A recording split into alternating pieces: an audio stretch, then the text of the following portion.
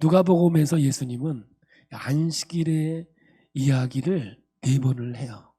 첫 번째는 뭐냐면 누가복음 4장 31절에 더러운 귀신을 내쫓는 사건이 나오는데, 이 안식일 4번의 사건이 다 다른 의도 속에서 기록이 돼요. 첫 번째는 뭐냐면 내가 누구인가, 공부하셨죠? 예수님의 정체성, 나는 하나님의 아들이다, 이거를 드러내기 하는 방법으로 안식일 날 이 병자를 고치게 되죠. 귀신을 내쫓게 돼요. 그러면서 말씀에 권위 있는 분이시다 라는 것을 알리는데 초점이 있었어요. 첫 번째.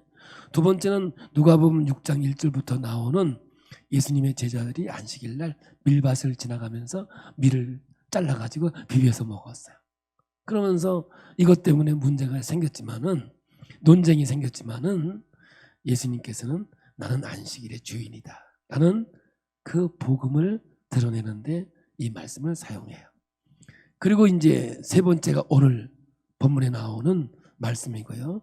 네 번째가 이제 14장에 1절부터 6절에 또다시 안식일에 병을 고치는 사건이 나오는데, 이 두 가지, 오늘 말씀드리는 사건과 다음 주에 드리는 이 말씀의 사건은 짝을 이루는 말씀인데요. 같은 메시지를 2번 반복해서 강조하는데, 이것은 누가복음의 아주 독특한 방법이기도 해요. 둘 다 안식일이고 바리새파 사람들이 보고 있고 동일하게 동물을 속여요. 소고기나 나귀를 이게 소품으로 등장시키고 바리새인 사람들에게 곤란한 질문을 해서 어리둥절하게 만들어요. 그러나 논쟁은 같은 내용이에요. 다른 점이 있다면 오늘 본문에는 여자가 등장하고 14장에는 남자가 등장해요. 그리고 장소는 오늘은 회당이고, 그리고 14장에는 개인의 집에서 등장하는 것. 다르지만 누가는 이 안식일을 통해서 분명한 하나님의 뜻을 여기에 닮아놓고 의도적으로 말씀을 전하는 것 같습니다. 잊을만 하면 등장하는 안식일 사건 4장, 6장, 13장, 14장에서 나오는데, 그 의미와 교훈이 누가복음 안에서 점진적으로 발전해가는 형태를 띠고 있습니다. 말씀을 드렸지만 처음에는 예수님의 권위, 이분은 하나님의 아들이시다라는 정체성을 보였다면, 두 번째는 안식일의 주인이 예수이다 하면서 그분의 정체가 조금 더 드러나요. 그리고 마땅히 안식일에 옳은 일을 했다라고 하면서 오늘 본문 13장과 14장에서는 더 깊게 안식일의 본질과 안식일을 통해서 하나님이 하시고자 하는 하나님의 의도가 아주 분명하게 나타나요. 그래서 오늘 여러분, 안식일에 나타나는 하나님의 의도가 뭔가, 여기에 이제 초점을 맞춰서 말씀을 들으면, 아, 주님께서 이 말씀을 하려고 했구나. 뭐라고요? 아하. 시작. 아하 해야 되는데 다 듣고도 이러면 진짜 난감한 겁니다. 그리고 이제 한번 문맥을 좀 살펴보겠습니다. 지난주 말씀을 선포한 누가복음 13장 6절에서 9절을 보면, 포도원 지기가 포도원 주인에게 뭐라고 부탁을 합니까? 올해만 참아주세요. 올해만 그만 놔주세요. 내가 땅을 갈아엎고 거름을 주겠습니다 라고 이 포도원 주인에게 말해요. 이어서 오늘은 본격적으로 이제 포도원 지기가 밭을 갈아엎는 일을 하는 거예요. 이제 오늘 안식일 얘기지만 뭐예요? 밭을 갈아엎는 얘기예요. 이 모든 것이 예수님이 예루살렘으로 가시고 있는 중에 일어난 일들인 거죠. 이제 얼마 안 있으면 예수님의 사역의 절정인 클라이맥스인 십자가의 사건이 있게 돼요. 그 여정 속에서 예수님은 포도원의 땅을 갈아엎고 있는 거죠. 왜? 열매를 열리게 하기 위해서예요. 땅은 인간의 죄로 인해서 어떻게 됐어요? 저주를 받았어요. 창세기 1장에. 그래서 이 땅에는 가시밭과 엉겅퀴를 내요. 그래서 심겨진 나무에 열매가 없어요. 지난주에 나무의 문제가 아니라 그랬잖아요. 땅의 문제라고요. 무화과 나무는 넓게는 이스라엘, 좁게는 유대 종교, 더 좁게는 성전을 상징해요. 땅은 그런 것들의 근본이 되는 나라, 유대교 성경 중심의 신앙의 틀이 될 수 있는 거예요. 네, 그런데 당시 이스라엘과 무화과 나무로서 하나님이 기뻐하시는 열매를 맺지 못하고 있었던 것은 땅, 유대교의 근본이 되는 신앙의 본질을 잃어버렸기 때문에 그래요. 오히려 비본질적인 것을 붙잡아서 사람들, 백성들에게는 종교의 굴리를 씌워서 무겁게 하고 힘들게 했어요. 그래서 마태복음 13장, 11장인가요? 11장 28절에 수고하고 무거운 짐진 자들아 다 내게로 오라. 이렇게 말씀하고 있는 거죠. 그때 주님께서 땅을 파요. 뒤집어요. 그래서 토양을 새롭게 기름지게 만들겠다는 거죠. 그리고 친히 십자가에 죽으심으로써 그 땅에 이제 거름이 되어 주셔서 열매를 맺게 하겠다는 거예요. 이것이 전달락하고 연결되어지는 문맥이기도 한 거죠. 이런 문맥의 흐름 가운데 오늘 말씀은 18해 동안 귀신이 들려서 아팠고 꼬부라져서 몸을 조금도 펴지 못하는 여자가 등장을 합니다. 근데요, 이분은 꼽추예요. 꼽추라고 볼 수 있어요.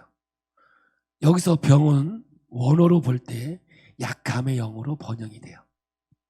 그래서 약함의 영이 인격을 이야기하는 것인지 아니면 의학적인 병으로 이런 병이 생겼는지 정확하게 표현되고 있지는 않아요. 그러나 예수님은 어떤 병이든지 사람답게 살지 못하는 인생, 꼽추로 허리를 펴지 못하고 18해 동안 살았으니 어떻게 사람답게 살았겠느냐. 그런 인생을 16절에 어떻게 표현하느냐면 사탄에 매였다라고 표현하고 있거든요. 보겠습니다. 16절. 그러면 18해 동안 사탄에게 매임 바 된 이 아브라함의 딸을 안식일에 이 매임에서 푸는 것이 합당하지 아니하냐. 사탄에 매여 있었다라고 표현하고 있는 거예요. 여러분, 귀신 들렸던 의학적인 병에 걸렸던 매여 있는 거잖아요. 사탄에 매여 제대로 몸을 펼 수 없는 이 상태가 얼마나 비참했겠어요. 그냥 사탄에 매여 있으면요, 비참한 인생을 산다는 거거든요. 만약에 이 여인의 병이 선천적인 병이라면 18 동안, 그러니까 고생을 했다는 얘기가 될 수 있어요. 근데 혹시 살다가 이런 병이 걸렸다면 우리는 나이는 알 수는 없겠죠. 누가의 관심은 이 여인이 아니고 치유했다고 하는 치유 사건도 아니에요. 오늘 이 밭을 갈아엎는 것은 이 여인을 등장시켜서 핵심을 얘기하고 있는 거예요. 여기다 자꾸 관심을 돋버리면 하나님이 말씀하고 있는 핵심을 잃어버려요. 그러니까. 왜냐하면 누가는 이 여인을 자세하게 길게 소개하고 있지 않아요. 하나의 소품이라고 하면 표현이 그렇지만 하여간 설명을 잘하기 위해서 이 여인을 등장시킨 거예요. 그리고 이 여인이 치유를 원했다라고 하는 것도 성경에는 없어요. 이런 이야기는 한마디 나오지 않거든요. 누가는 이 사건을 통해서 다른 메시지, 오늘 밭을 갈아엎는 이야기를 하고 싶은 거예요. 그럼에도 분명한 것은 사탄에 매여 있는 이 여인은 정말로 비참했다는 것을 우리가 짐작할 수 있다는 거죠. 당시 사회에서 여인이 가지는 위치는 정말 보잘것없는 것 아닙니까? 지금도요, 그 지역은 여자는 소품이에요. 소품. 그냥 있다가 없어지면 그만인 인생이죠. 참, 여러분, 참 비참한 거예요. 그런데 이런 여자가 또 이런 병까지 가지고 있었으니 사람을 취급을 받았겠습니까? 그리고 당시 병에 걸렸을 때는 뭐예요? 죄의 결과로, 그리고 죄의 벌로 보았던 시대 아닙니까? 지난주에 이 사람들이 죽어서 피를 제물에 섞었는데 이 사람들의 죄입니까? 근데 예수님 아니라고 하지 않습니까? 그 연장선에 있는 거예요. 망대가 무너져서 명이 죽었는데 오늘 여러분 18해 된 병이라는 것은 뭐냐 하면 이 여인은 죄를 져서 병에 걸린 게 아니다. 지난주와 연결된 18명을 연결해서 하는 거예요. 이해되세요? 지금 이 말이 연결되는 게 이해되세요? 제가 왔다 갔다 하는 거 아니에요. 연결시키고 있는 거죠. 여러분, 나면서 소경된 자에게 부모의 죄입니까? 이 아이의 죄입니까? 라고 예수님에게 질문하고 있지 않습니까? 여기서 18해라는 숫자가 등장하는데 같은 장에 2번 등장하는 숫자죠. 누가가 의도적으로 메시지를 전하기 위한 방법인 것 같습니다. 조금 전에 얘기했듯이 누가복음 13장 4절에 망대가 무너져서 18명이 죽었습니다. 이 사람들이 다른 사람보다 죄를 더 많이 지어서 죽었느냐? 의도된 답은 아니다였습니다. 마찬가지로 이 여인도 18년 동안 병들어 있었다는 것이 다른 사람보다 더 죄를 지어서 이 병에 걸린 것이 아니다라는 것을 주장하고 있는 거거든요. 적어도 이 여인의 집수적인 병은 아닐 겁니다. 만약에 저의 생각인데요, 18해 동안 곱추로 살았으니 억울함도 더했을 거예요. 사람들이 수군거리고 얼마나 심적, 정신적, 육체적 고통을 당했을까요? 이것이 오늘 성경은 사탄의 매인 인생이라고 말하고 있는 거거든요. 사탄에 매여 있었기 때문에 정신적, 육체적으로 피폐해지고 억울함과 한 맺힌 인생을 살았을 겁니다.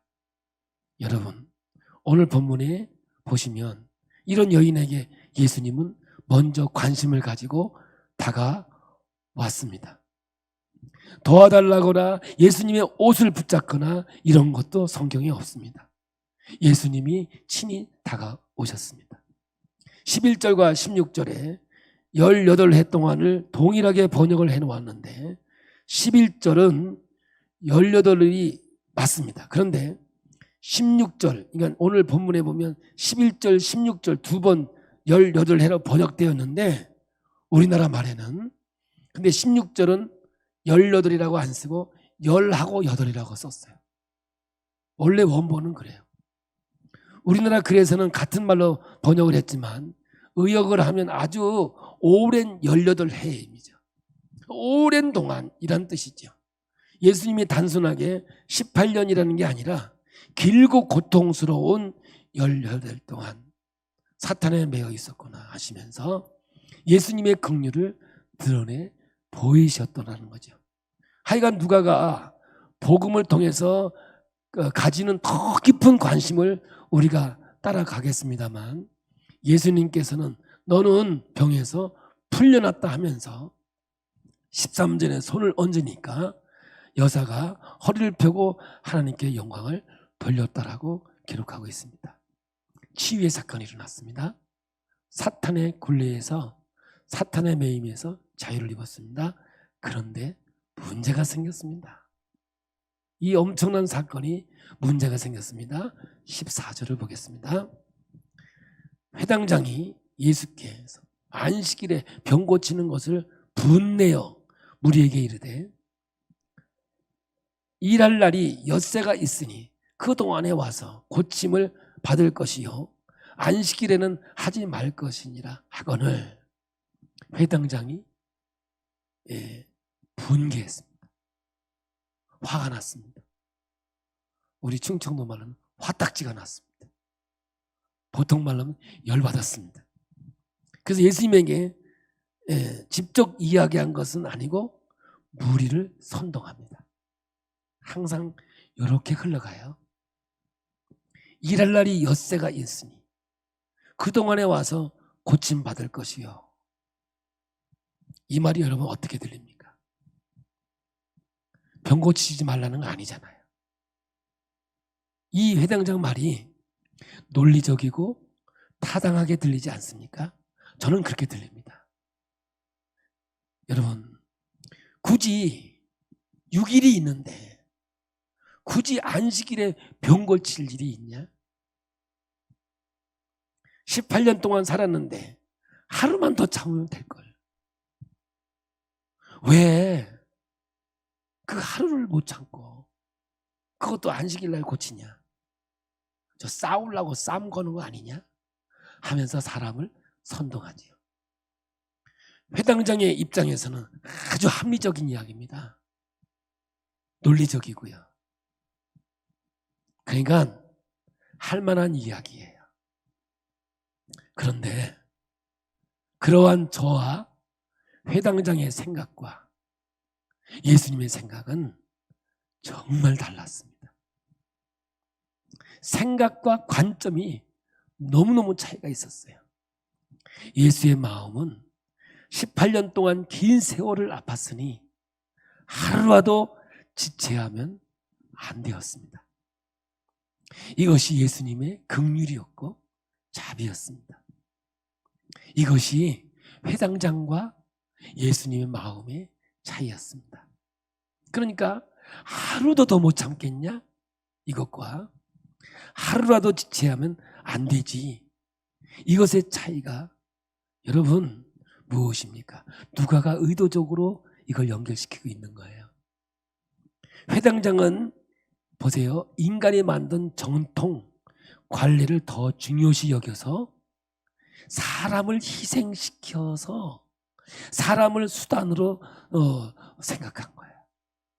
뭐예요? 전통과 관례를 더 중요하게 여겼어요.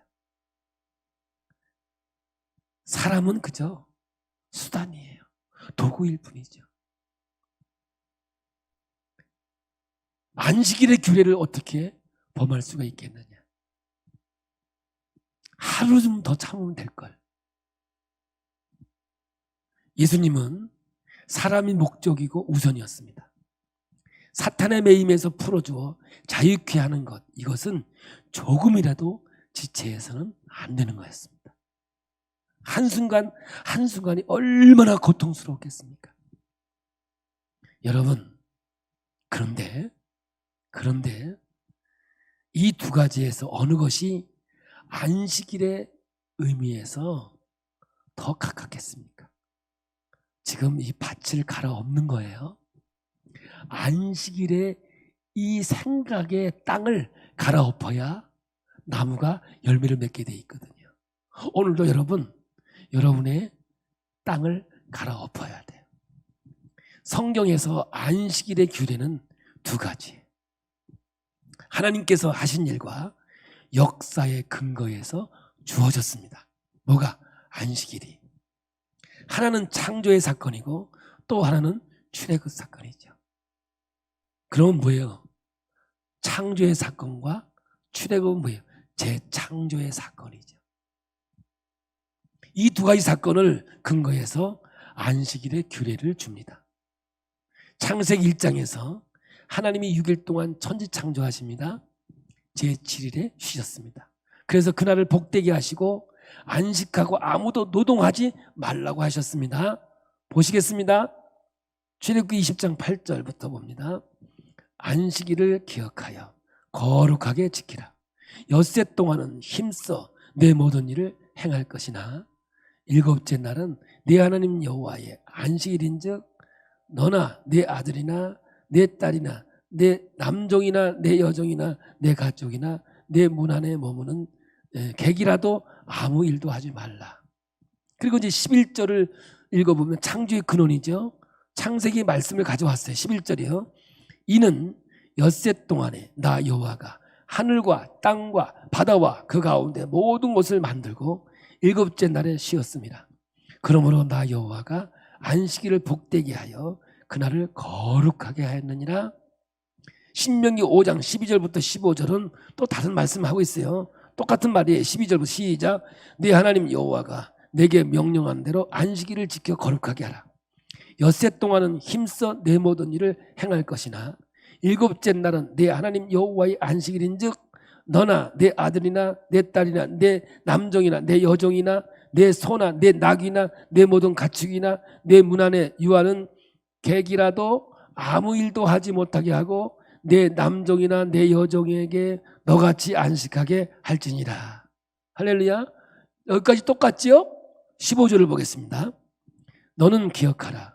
내가 애굽 땅에서 종이 되었더니 네 하나님 여호와가 강한 손과 편팔로 거기서 너를 인도해 내었나니 그러므로 내 하나님 여호와가 내게 명령하여 안식일을 지키라 하느니라. 그래서 안식일은요, 창조와 구원의 근거가 되는 거예요. 창조는 생명 사건이죠. 하나님이 창조하셨잖아요. 구원은 재창조의 사건이죠. 다시 말하면 생명의 회복 사건이에요.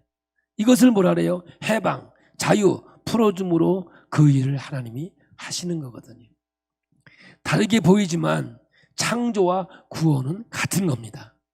안식일을 거룩하게 지키라는 말은 이 두 가지 사건, 창조와 구원을 기억하라, 기념하라는 겁니다. 아멘. 사건만 기억하면 무슨 의미가 있겠습니까? 생명 그리고 회복의 사건이 있어야 하는 거죠. 다시 한번 얘기해 볼게요. 생명, 재창조, 구원의 역사를 이 안식일에 이루라는 거거든요. 그럼 오늘 우리는 주일을 하나님께 드리잖아요. 이 주일이 뭐예요? 예수님이 부활하신 날, 생명의 역사죠. 아멘. 그러므로 우리는 구원의 역사, 새하늘과 새 땅, 하나님 나라가 이 땅에 임하는 생명의 사건이에요. 여러분, 온갖 매여있는 죽음의 사슬에서 풀어서 생명의 역사가 있는 것, 이것이 구원 아닙니까? 그 일이 전적인 하나님의 은혜로 되어졌다는 겁니다. 완벽한 하나님의 편에서 은혜 베푸심으로 이 일이 되어졌다는 것 아닙니까? 이 일이 어디와 어울려요? 안식일법과 어울리는 겁니다.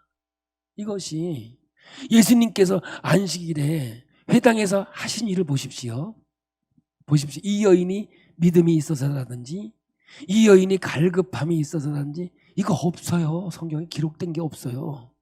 전적인 하나님의 은혜로 그 여인에게 다가와서 생명을 회복시켜 주시는 재창조 사건을 안식일에 그 일을 하셨습니다. 그것보다 더 안식일과 더 맞는 게 어디 있어요. 그래서 여인이 하나님께 영광을 돌렸죠. 생명이 재창조되니 하나님께 영광 돌리는 것밖에 없잖아요. 일을 했냐 안 했냐, 노동 이런 것을 다 저 물을 것이 아닙니다. 여자야, 너는 병에서 놓였다, 풀려났다, 해방되었다. 이 여인에게 일어난 사건이 뭐예요? 창조 사건이고 재창조 사건이지요. 그래서 하나님께 영광 돌렸다라는 표현이 나오는 겁니다. 그런데 회당장은 무엇입니까? 18년 동안 기다렸는데 하루도 더 못 기다리느냐? 그렇게 안식일 규례를 어겨가면서, 이 안식일 규례를 모르는 겁니다. 이거 땅 갈아엎어야 되는 거죠. 그 안식일 규례를 어겨가면서 그래야 되겠냐 하면서 이 사람이 지키고자 한 것은 생명이 아니요, 재청자가 아니요, 구원의 역사가 아니요, 사탄의 매임에서 풀려나는 게 아니라니까. 오로지 하나, 규례로, 문자 그대로 규례와 법을 지키겠다는 거예요. 하나 더 따져볼게요. 이 회당장이 말하는 안식일은 온전한 것입니까 아닙니까? 아니란 말입니다. 안식일을 주신 하나님의 마음과 뜻과 의도와 어긋나서 율법의 문자에 묶여있는 사람이거든요. 이것은 된다, 이것은 안 된다, 자신들이 정해놓은 관례이고 전통일 뿐이에요. 하나님이 만지지도 말라고 했다? 먹으면 죽을 거 아노라? 자꾸 죄는 뭐예요? 하나님의 말씀에다 자기 하나를 더 얻는 거예요. 자기 생각을. 하나님의 말씀에다가 자기 생각을 더해서 관례와 전통을 만들어내는 거죠. 변명은 됩니다. 뭡니까? 안식일을 잘 지키려고 한 것이죠. 변명이 되죠. 그런데 하나님이 볼 때요, 정말 잘못된 거거든요. 그래서 하나님이 그 잘못된 바탕을 뒤집어 엎는 거예요. 땅을 갈아엎고 있는 거죠. 지금 안식일의 본질을 가르쳐주고 있는 겁니다. 이것이 땅을 갈아엎는 거예요. 그리고 회당장의 허점은 단번에 지적해요. 오늘 말씀에 이 사람이 얼마나 모순되어 있는가 확연하게 드러내 주시는 거거든요. 보세요. 안식일에 물을 길어 오는 것은 노동이라고 하지 못하게 했습니다. 그렇죠? 물을 길어와서 나귀에게 양을 먹여 살릴 거 아닙니까? 물을 길어와야. 그런데 15절에 보니까 외양간에 양이 매여 있잖아요. 매여 있는 게 뭐예요? 이 여인이 18년 동안 사탄에 매여 있는가 똑같은 용어로 쓰여져 있거든요. 매여 있는 것은. 근데 줄을 풀어 물가로 데려가 물을 먹이는 것은 된다라고 했거든요. 이 사람들이. 아니, 자기들이 물을 길어서 와서 물을 먹이는 건 안 돼요. 노동이니까. 그런데 이 양을 풀어서 놓아서 물가에 가서 물을 먹는 건 된다고 그랬거든요. 아, 되는 거잖아. 그러면 이 여인이 18년 동안 매여 있었잖아. 알아듣는 거지, 모르겠어. 매여 있는데 풀어놓는 게 뭔 죄냐고. 너희들 뜻대로 한다면 똑같은 거지. 그래서 여러분, 예수님께서 이 말씀하면 따지는 게 뭐냐? 15절 16절이요. 오늘 예수님께서 말씀하시는 거예요. 따지는 거예요. 이제 너 그렇게 잘났냐 이거예요. 자, 봐요. 주께서 대답하여 이러시되 외식하는 자들아, 너희가 각각 안식일에 자기의 소나 나귀를 외양간에서 풀어내어 이끌어 가서 물을 먹이지 아니하느냐?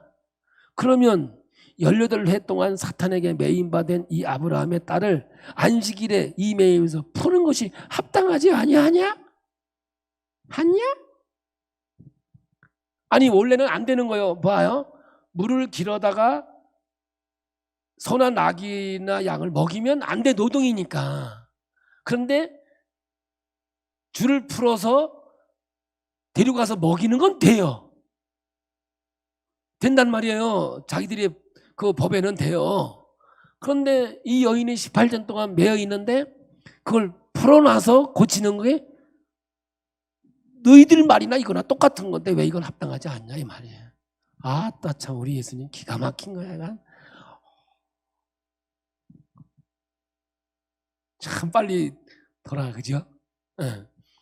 하루라도 지체하지 않고 매임에서 풀어주는 것, 사탄에 매여 있지 않게 생명의 회복을 가져다주는 일을 하는 것이 무엇이 잘못됐냐고. 너희들 이런 난리냐 이런 얘기예요. 너희는 위선자들이다. 이거 갈아엎어야 된다는 거죠. 그래야 열매가 맺는 거예요. 이게 포인트예요. 오늘 본문에서 진짜 사탄에 매여 있는 사람은 누구입니까? 이게 포인트라고요. 여인은 매임에서 풀림을 당했습니다만 여전히 매여 있는 사람은 누구예요? 회당장이요, 회당장. 이 시대를 보고도 똑같은 얘기하는 거예요. 율법의 틀에 매여 있고 여전히 종교의 신념에 매여 있고 인간 스스로 만들어 온 굴레들, 그것의 전통이든 관례든 거기에 매여 있는 거거든요. 여러분, 이것이 사탄에 매여 있는 거예요. 이것이 오늘날 우리에게 표현되고 있는 하나님의 말씀이에요. 이 매여 있음으로 만들어내는 것이 뭐예요? 결국은 죽음이잖아요. 매여 있으면 죽게 되는 거잖아요. 여러분, 이제 이 말씀을 가지고 우리의 삶으로 가져와 봅니다. 여러분, 자기 신념의 사람들이 무섭습니다. 믿음이 아니고 신념으로 살아가는 사람 무섭습니다. 지금 이 회당장은 신념으로 살아가는 사람이에요. 스스로 자기 신념에 잡혀있기 때문에 죄를 지으면서도 가책이 없습니다. 신념이 강한 사람일수록 그렇습니다. 부끄러움도 없습니다. 신념 때문에 어떤 잘못된 관점을 가지게 되면 정말 끔찍한 일을 벌이면서도 나는 옳은 일을 했다라고 합니다. 오늘날 한번 보십시오. 제가 구체적으로 얘기 안 해도 오늘 이 세상이 돌아가는 세상을 보십시오. 우리나라만 아니고 이 세상을, 이 지구 전체를 한번 보시라고요. 죄를 지고 잡혀서 끌려가면서 나타나는 현상이 두 가지가 있습니다. 하나는 고개를 숙이고 우는 사람이 있고요. 또 하나는 전혀 뉘우침이 없는 사람이 있어요. 아주 신념이 강한 사람이에요. 신념이 잘못된 것이라면 약이 없습니다. 고쳐질 수 있는 약이 없어요. 여러분, 지구가 평평하다는 사람들이 있습니다. 여러분, 한번 물어볼게요. 지구가 둥글어요? 평평해요? 또 평평하다. 근데 그런 사람들이 있어요. 달나라에 사람이 갔다 왔다는 거 안 믿습니다. 영상으로 만들었다는 거죠. 믿음이 대단합니다. 근거를 대고 과학적으로 해명을 해도 믿지 않습니다. 이 정도 중증은 아니더라도 우리 주위에는, 아니 혹 나도 어떤 문제에 대해서 신념이 강할지도 몰라요. 여러분, 예외를 두지 마세요. 늘 우리가 만나기도 합니다. 어떤 정치적인 이슈에 관해서 여러분, 신념이 강한 사람 약이 없어요. 부끄러운지도 몰라요. 거짓말하면서도요 떳떳합니다. 회당장이에요. 사탄의 매인자입니다. 음식에 관해서도 똑같아요. 특히 신앙의 신념, 이단에 빠지면요 대화 자체가 안 됩니다. 대화 자체가 안 돼. 사고 자체가 정상적이지 않습니다. 생각하고 세상을 바라보는 눈과 관점, 모든 것들이 너무나도 신념에 의해서 삐뚤어져 있기 때문에 대화가 통하지 않습니다. 이단이 파고 들어오면요 가정에서도 분란이 일어나고요 깨어지고 사회적으로 힘들어요. 추석 때 조심하세요. 이번 추석 때 식구들 모여서 괜히 전쟁 터지지 마세요. 내가 하나 얘기 들어서 이번에 가셔서 정치적인 얘기는 하지 마세요. 이 시대적인 차이가 있어서 그런지 안 맞아요. 아닥하면 전쟁 터지고 난리 납니다. 그래서 여러분, 믿음, 신앙 어떤 면에서는요 무서운 겁니다. 왜냐하면 잘못하면 믿음이 아니라 신령으로 굳어지기도 하기 때문에 그래요. 이거 갈아엎어야 되거든요. 저는 오늘 이 부분에 도전하고 싶습니다. 여러분은 믿음 생활을 하시는지, 아니면 신념으로 딱딱하고 굳은 마음을 가지고 계시는지, 어떻게 구분을 합니까? 나는 잘 믿고 있냐? 내 스스로 신념으로 가득 차고 있냐? 어떻게 구분을 합니까? 이미 답은 나와 있습니다. 생명의 여부입니다. 안식일의 주 뜻은 생명, 재창조, 구원이거든요. 그러니까 여러분, 사랑과 긍휼의 여부죠. 믿음은 일단 관계의 용어입니다. 믿음은 추상적인 개념이 아니에요. 성경에서 유기적인 관계를 표현할 때 사용을 합니다. 내가 저분을 믿습니다 할 때 믿음은 그분과 나 사이에 생동력이 있어야 움직이는, 오고 가는 소통과 관계, 사랑의 이야기하는 것이 믿음입니다. 그래서 여러분, 제가 많이 사용하죠. 앞산에서 10년, 뒷산에서 10년, 옆산에서 10년. 그러면 뭐 하나 더 쓰죠. 뒷산에서 10년. 제가 이때까지 30년 얘기했는데 오늘은 뭐 하나 더 해서 40년 할게요. 40년 동안 금식기도, 통성기도, 별짓다 해도 그건 믿음 아닙니다. 왜냐? 관계가 아니면 아닙니다.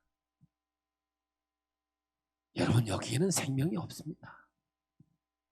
믿음이라는 자체가 성령의 영은 연합의 영이지 홀로가 아닙니다. 교리와 가르침이 중요하지만 그 교리와 가르침이 그 열매와 오늘 회당장과 같이 사람을 도구로 삼는 일로, 죽이는 일로 나타나면 그것은 올바른 열매가 아닙니다. 남을 나보다 낮게 여기는 거, 그게 생명입니다. 당시 유대교 종교가 그랬습니다. 이거 갈아엎어야 됩니다.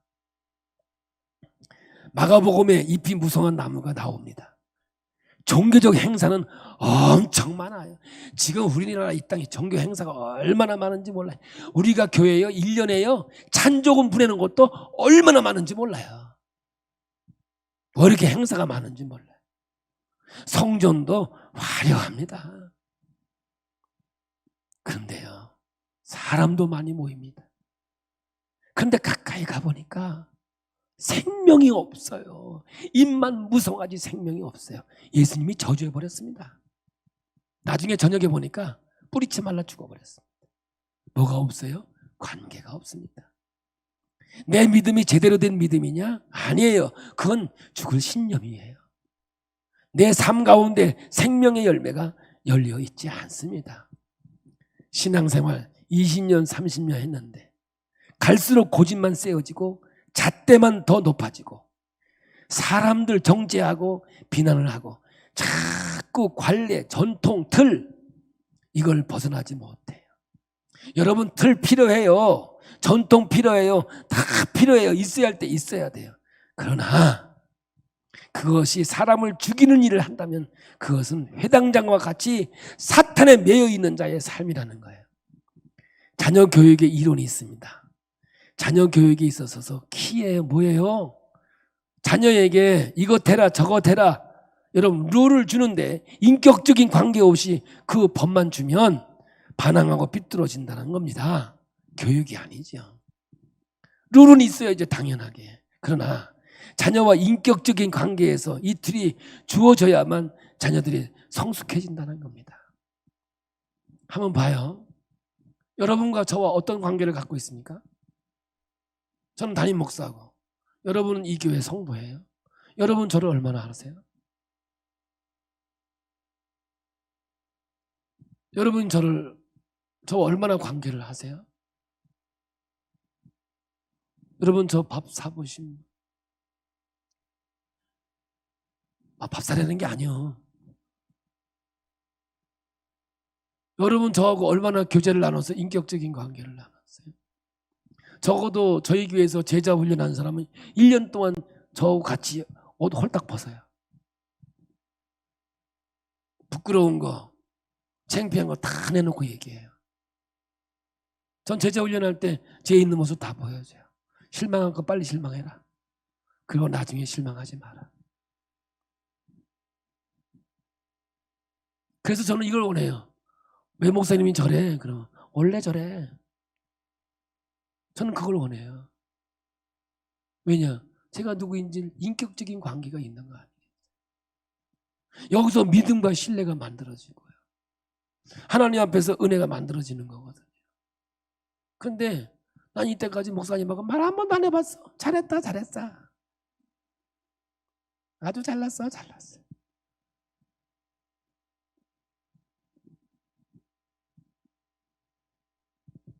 그런 거 아니에요. 믿음은 관계 속에서 이루어지는 거예요.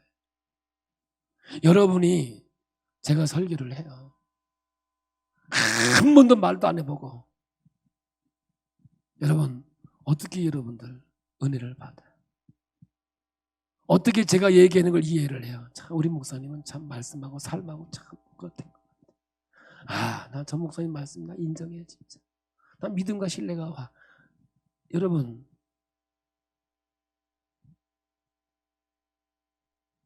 우리들도 신앙생활하면서 해야 될 것과 하지 말아야 할 것 룰을 따르려고 하는데 우리 주님과 인격적인 관계가 없으신 분들은 어디인가에 터질 수밖에 없어요. 인격적인 관계가 없는데 언젠가는 골마 터지겠죠. 여러분 매여 있으면요 생명이 없어요. 생명이 아니라 죽음에 매여 있으니까요. 다른 사람이 살게 된 상황 속에서도 분개하는 거예요. 이 회당장처럼. 생명이 아니라 죽음에 매여 있으니까요. 생명의 회복을 보면서 기뻐하고 즐거워해야 되는 거 아니겠어요? 18년 있다가 매임에서 풀려나는데 분을 내다니까요. 이게 말이 됩니까? 그런데 이 회당장한테는 말이 되는 거예요. 특히 안식일에 본래의 뜻이 창조와 구원인데 그는 본래 안식일의 본질이 아니었잖아요. 그 사람은 생명의 사람이 아니라 죽음의 사람이에요. 땅을 갈아엎어야 돼. 저주받은 이 땅, 가시덤불과 엉겅퀴를 나는 이 땅을 갈아엎지 않으면, 이 안식일법에 이거를 갈아엎지 않으면 여러분 예수님의 십자가의 사건이 무슨 열매가 맺겠어요? 교회에서도 분열과 다툼이 있을 때 봅니다. 다 비본질의 싸움이요. 지나가다 싸우는 거 보세요. 뭐 때문에 왜 쳐다봐? 왜 쳐다봐? 너 나이 몇 살이요? 어디다 대고 반말이요? 아니 당신 어디다 대고 당신이요? 나중에 보면 내용도 없어요. 나중에 싸우다 보면 니네 아버지 이름 뭐예요? 이걸로 끝나는 거예요. 아무것도 없어요. 본질이 아니에요. 사명을 가지고 하나님의 영광을 위해서 어떻게 할 것인가, 이런 것이 우리가 주제가 돼야 되는데 왜 인사 안 받아줘? 왜 그렇게 쳐다봐? 아무것도 아니에요. 여러분, 문제 있는 나는 있어도 문제 있는 너는 없어. 너무 멋진 말을 했네. 해놓고 보니까 기가 막히네.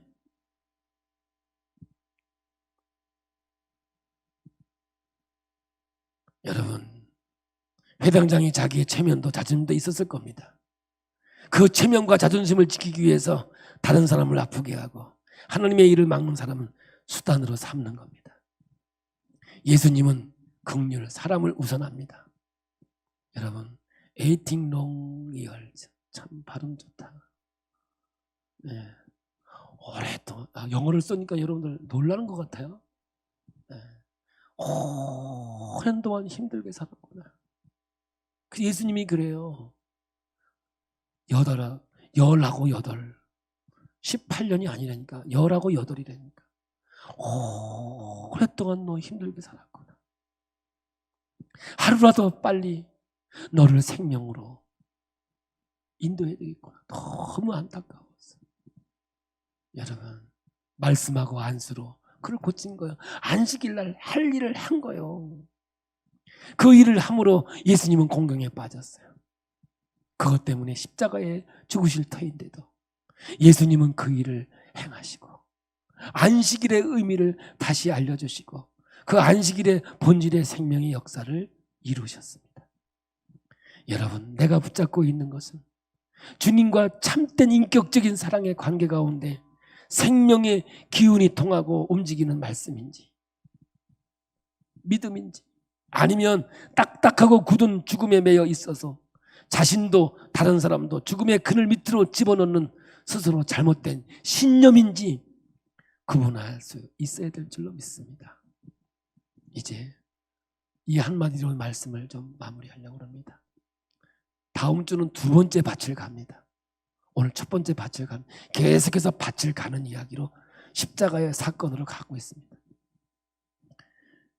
앤드류 머레이가 이렇게 말합니다. 겸손은 뭐냐? 저는 이렇게 말했습니다. 노아누 버전, 열받지 않는 거다. 열받지 않는 거다. 저는 버전이 겸손은 열받지 않는 거다. 그런데 앤드류 머레이는 나보다 한 발 높은 것 같아. 이렇게 얘기했어요. 내게 어떠한 일이 생겨도 이상하게 생각하거나 여기지 않는 태도. 빨리 지나가서 모르겠죠. 시간이 많이 가서 오늘 생일이니까. 내게 어떠한 일이 생겨도 이상하게 생각하거나 여기지 않는 태도. 이거의 이 말이 뭐냐? 왜 내게 이런 일이 벌어집니까? 이런 말 하지 말라는 거예요. 겸손은 그런 게 아니라는 거예요.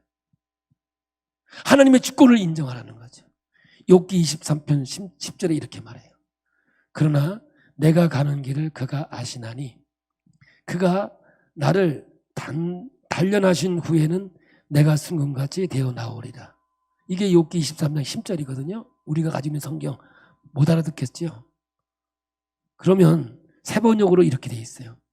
하나님은 내가 발을 한 번 옮기는 것도 알고 계실 터이니 나를 시험해 보시면 내게 흠이 없다는 것을 알 수 있으련만. 이렇게 번역이 돼요. 아니, 우리는 그렇게 번역이 됐는데 이게 아주 현대인의 번역으로 보면, 다시 한번 읽어볼게요. 제가, 하나님은 내가 발을 한 번 옮기는 것도 알고 계실 터이니 나를 시험해 보시면 내게 흠이 없다는 것을 알 수 있으련만. 이 말은 뭐냐 하면, 하나님 왜 내게 이런 일이 벌어져야 됩니까? 하필이면 이런 건데 하나님 뭐라고 대답하냐면요, 왜 너는 안 되니? 이 말이에요. 왜 너한테는 이런 일이 벌어지면 안 되니? 여러분, 무슨 말인지 아시겠어요? 하나님의 주권, 하나님의 통치와 다스림 속에서 하나님 왜 내게 이런 일이 벌어집니까? 그 하나님의 통치와 다스림, 주권을 안 믿겠다는 거잖아요. 그렇지 않다는 거예요. 내게도 이런 일이 있을 수 있다는 거죠. 이게 겸손이라. 이것이 바로 오늘 하나님께서 주시는 밭을 갈아엎어 생명의 역사를 이루고자 하는 하나님의 놀라운 역사가 이제 십자가의 걸음을 통하여 아름다운 열매로 가는, 이게 갈아엎어지지 않으면 그 나무는 열매를 맺을 수 없다는 겁니다. 오늘 겸손한 주님의 자녀로서 내게도 이런 일이 있을 수 있으니 하나님의 주권을 인정하고 가는 우리 모두가 되기를 예수의 이름으로 축복합니다.